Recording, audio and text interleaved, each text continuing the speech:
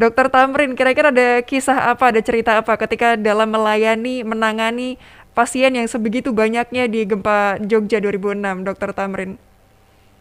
Baik, terima kasih. Jadi saya mau setback ke belakang dulu. Mhm. Sekitar tahun 2000-2001 pada waktu bangunan utama IGD itu dibangun, pada waktu itu tuh sudah terpikirkan. Jadi kita diskusi semuanya, uh, di daerah Bantul itu masuk dalam kriteria skor tingkat kegempaannya atau potensi gempanya itu waktu itu di angka sekitar 4 atau 5 begitu. Nah, bangunan IGD itu dibuat uh, sekitar skornya antara 3 sampai 4 itu. Artinya kalau terjemahan bahasa mudahnya itu adalah bangunan IGD yang di depan itu disiapkan mampu untuk 4 lantai, tetapi hanya dibuat untuk 3 lantai saja. Itu bahasa teknisnya jadi seperti itu. Ya. Sehingga pada waktu terjadi gempa pada tahun 2006, 5 tahun kemudian, itu aman. Karena salah satu prinsipnya waktu itu, rumah sakit akan menjadi titik terakhir pada waktu masyarakat kolaps, rumah sakit tidak boleh kolaps gitu. Jadi itu alhamdulillah bisa diprediksi dahulu dan diwujudkan pada tahun 2000-2001 sekitar itu. Nah, kemudian kembali ke dekat gempa, hari Jumat tanggal 26 Mei itu kita semuanya itu sedang melakukan gladi resik gitu ya, kesiapsiagaan di Cangkringan. Waktu itu dipimpin oleh Wakil Bupati Sleman, Pak Tri Purnomo.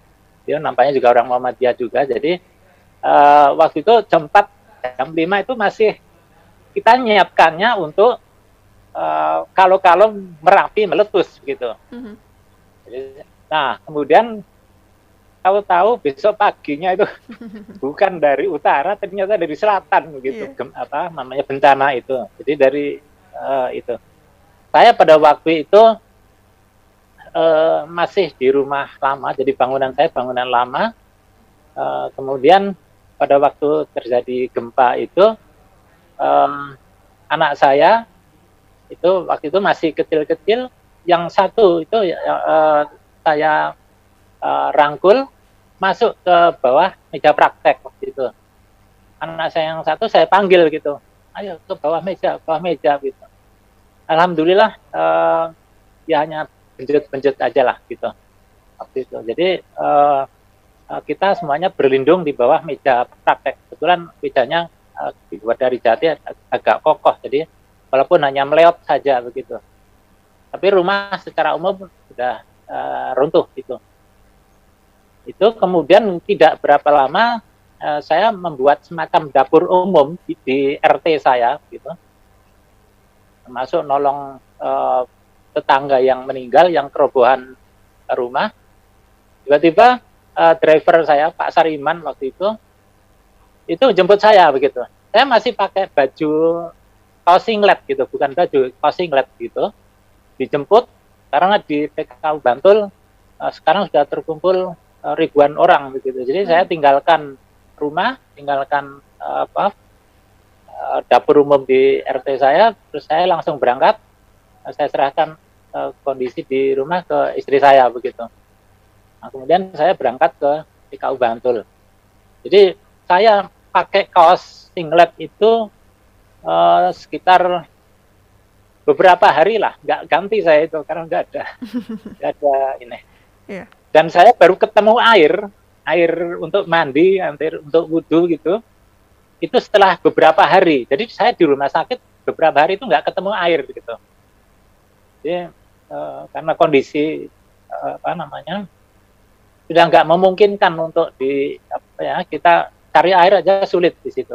Jadi, karena ribuan orang menggunakan sumber air di situ semuanya. Nah, saya datang ke sana pagi-pagi itu, langsung saya buat posko kecil di waktu itu masih ada selasar di poliklinik bersama PKU Bantul itu ada di situ. Saya buat posko di situ, tapi makin lama kok makin uh, banyak, hingga tidak memungkinkan karena seluruh tempat, seluruh area yang terbuka di PKU Bantul itu digunakan semuanya oleh pasien dalam jumlah ribuan, itu bersama keluarganya. Ya. Nah, karena ada kondisi yang tidak memungkinkan seperti itu, maka poskonya kemudian oleh PDM dipindah ke kantor PDM. Jadi, koordinasi dilakukan di sana. Gitu. Nah, kemudian perlu juga diketahui ya, saya waktu itu PKU Bantul baru saja membuat aula untuk pertemuan gitu, untuk meeting, pengarahan dan seterusnya. Itu masih baru itu di gedung selatan yang sekarang sedang dibangun itu. Nah, itu dalam waktu 2 hari itu sudah penuh dengan jenazah. Jadi ada 2 hari itu ada 76 jenazah di ruangan aula tadi yang kita sulap menjadi ruangan jenazah. Gitu. Korban meninggal dunianya sebegitu banyaknya berarti Dokter Tamrin ya? Ya, itu dalam waktu 2 hari itu. Jadi baik, ada 76 tergeletak di aula tadi itu. Itu kondisi saat masih pertama. Tapi alhamdulillahnya di sebelahnya PKU Bantul itu ada tetangga yang mau punya hajatan pada hari itu. Nah, hajatannya dibatalkan, cateringnya itu langsung dibagikan kepada seluruh pasien dan keluarganya tadi itu. Jadi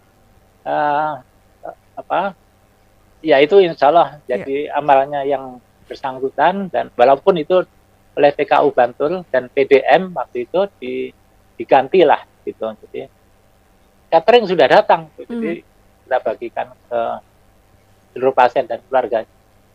Dan waktu itu listrik kita tidak nyala beberapa hari ya. Hari kedua kalau nggak salah itu baru bisa nyala. Sore itu 2 hari penuh. Itu yang perlu saya tekankan dulu. Baik. Artinya memang saat itu listrik tidak support begitu ya, Dokter Tamrin ya, dan kondisinya tadi nambah terus, yang meninggal dunia juga kemudian mulai ramai.